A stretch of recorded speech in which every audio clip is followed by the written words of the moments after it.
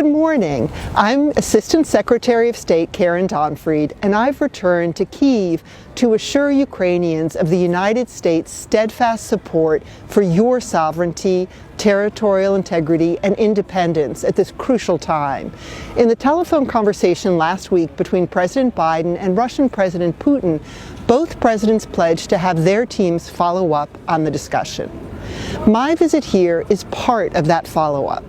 Our aim is to support our Ukrainian colleagues as we work to de-escalate tensions due to Russia's buildup. As President Biden and Secretary Blinken have reiterated, we are committed to ensuring no decisions or discussions take place about Ukraine without Ukraine. We listen closely to the request of our Ukrainian colleagues who have asked the United States to become more actively engaged in diplomatic efforts to revive the peace process.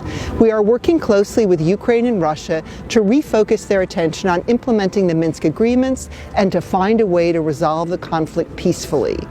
I am pleased to be here to support Ukraine as a friend and partner, and as we have conducted these discussions, let me reiterate to you what we have said to Ukraine's leaders. The notion that we would push Ukraine to make concessions in discussions and dialogue with Russia is pure disinformation and should be treated as such. The truth is that we are united with Ukraine, our NATO allies and partners around the world, in our efforts to pursue diplomacy and de-escalate a dangerous situation. But such efforts are not a concession. One nation can't force another nation to change its border.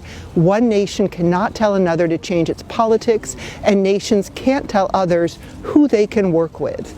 In all of this, we have told Russia clearly and directly, publicly and privately, that if it does not choose this path of dialogue, if it commits renewed acts of aggression against Ukraine, we would take measures that we intentionally did not pursue in 2014, which would have massive consequences for their country.